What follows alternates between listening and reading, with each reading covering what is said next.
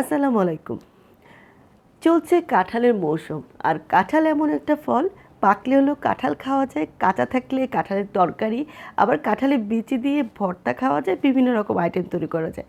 আজকে আমি কুমিল্লা অঞ্চলের কীভাবে কাঁঠালের বিচি দিয়ে ভর্তা তৈরি করা যায় এবং ভর্তাটা খুব সহজে সুস্বাদু হয়, চলুন দেখে নিই আজকে আমি এই ভর্তার রেসিপিটা কীভাবে তৈরি করছি। তো এখন কাঁঠালের বিচি আমি ছিলি নেই, আমি যেহেতু এটা টেলে নিব, তাই আমি এখানে দিয়ে দিলাম। দিয়ে চুলার আঁচটা মিডিয়াম আঁচে রেখে, যেহেতু তাপ পেতে হবে তাই আমি এটা ভেজে নিব। চুলার আঁচটা কমিয়ে রেখে এটা ভাজতে হবে। আবার অনেক সময় বেশি সময় ধরে ভাজলে কিন্তু এটা ভিতরটা শক্ত হয়ে যায়, তখন আর ভর্তা বানানো যায় না। তো আমার এটা ভাজতে প্রায় 10-15 মিনিট সময় লেগেছে। তো আমি আবার মাঝখানে একটু ঢাকা দিয়েও রেখেছিলাম। এই দেখেন, আমি এখন আপনাদেরকে দেখাচ্ছি এটা কি সুন্দরভাবে সিদ্ধ হয়ে গিয়েছে। এরকম উপরটা যখন একটু লাল মানে কালো কালো ভাজা হয়ে যাবে, তখন বুঝবেন যে ভাজা হয়ে গেছে। খুব সুন্দর মোমের মতো এটা কিন্তু সিদ্ধ হয়ে গিয়েছে। তো আমার এটা এখন আমি উঠিয়ে ফেলবো এটা। আর কাঁঠালের বিচি ভর্তাটা কিন্তু একটু গরম অবস্থায় বাটতে হবে, না হলে ঠান্ডা হলে এটা সব বাটা যায় না, শক্ত থাকে। আর এদিকে ভর্তার জন্য আমি 4-5টি শুকনা মরিচ আর রসুনের 3-4টা কোয়া আমি সিল্কা সহ একটু ভেজে নেব। এভাবে ভাজতে ভাজতে আসতে কিন্তু রসুনটা যখন একটু পোড়া পোড়া ভাব চলে আসবে, তখন ভিতরটা কিন্তু সিদ্ধ হয়ে যাবে। তো আমার একটু মরিচটা একটু বেশি ভাজা হয়ে গিয়েছিল, আমি খেয়াল করি নাই। তো অসুবিধা নেই, এটা কিন্তু একদম পুড়ে যায় নাই, এটা খাওয়ার সময় লাগে নাই। তো এখন আমি রসুনের সিলকাটা সরিয়ে দিয়ে আর মরিচ সহ আমি একটু বেটে নিব। আগে রসুন আর মরিচটা কিন্তু আসলে বেটে নিতে হবে, একটু সাবধানে এটা বেটে নিতে হবে, কারণ অনেক সময় হাত জ্বলতে পারে। তো আমার এগুলো বাটা হয়ে গিয়েছে। এখন আমি তার মধ্যে কাঁঠালের বিচিগুলো দিয়ে দিলাম।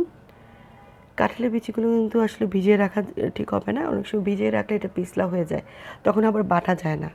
তো আমি আলতো হাতে এটা আস্তে আস্তে করে বেটে নিচ্ছি, যেহেতু এটা একদমই ভালোই সিদ্ধ হয়ে গিয়েছে।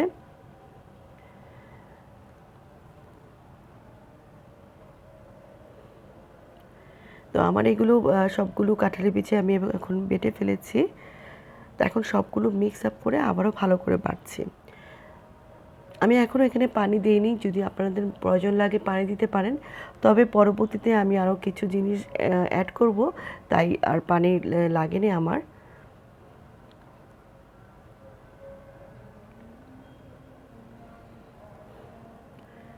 তো সবগুলো বাটার পরে এখন আমি এর মধ্যে দিয়ে দেবো ধনেপাতা। তো ধনেপাতাগুলো ধুয়ে একটু পানি ঝরিয়ে নিয়েছি, তো আমি এখন এটা বেটে নিচ্ছি। তারপর এর মাঝে দিয়ে দিলাম লবণ আর দিয়ে দেবো পেঁয়াজ। এখানে মাঝারি সাইজের একটা ছোট পেঁয়াজ আমি কুচি করে নিয়েছি। আর যারা কাঁচা পেঁয়াজ ভালো লাগে না, তারা একটু তেলে ভেজে দিতে পারেন। তো এখন পেঁয়াজ আর ধনেপাতাটা দেওয়ার পরে কিন্তু আসলে একটু ভেজাও হয়ে গিয়েছে, তাই পরবর্তীতে আমার আর প্রাণের প্রয়োজন লাগেনি।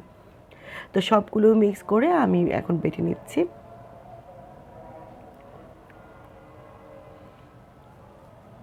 তো আমার ভর্তাটা রেডি হয়ে গেছে, সবগুলো একসাথে মেশানো হয়ে গিয়েছে। এখন আমি একবারে এটা এখন তুলে রাখছি। এই ভর্তাটা বাটার সময় এত সুন্দর একটা গন্ধ আসছে, মানে আসলে তেলে ভর্তা করলে কিন্তু আসলে অনেক ভালো লাগে। এই যে হয়ে গেল এই ভর্তাটা। তো এখন গরম ভাতের সাথে আমি পরিবেশন করে দেখাচ্ছি। আসলে এই ভর্তাটা এত সুস্বাদু, এত মজার যে এই ভর্তা দিয়ে 1 প্লেট সোজা ভাত খাওয়া যাবে। গরম ভাতের সাথে এই ভর্তা হলে, কাঁঠালের বিচির ভর্তা হলে আর কিছুই লাগে না।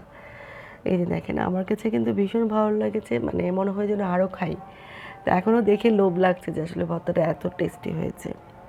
তো আজকের এই কাঁঠালের বিচির ভর্তাটা আশা করি ভালো লেগেছে। ঘরে কাঁঠালের বিচি থাকলে সহজে এই রেসিপিটি কিন্তু তৈরি করতে পারবেন।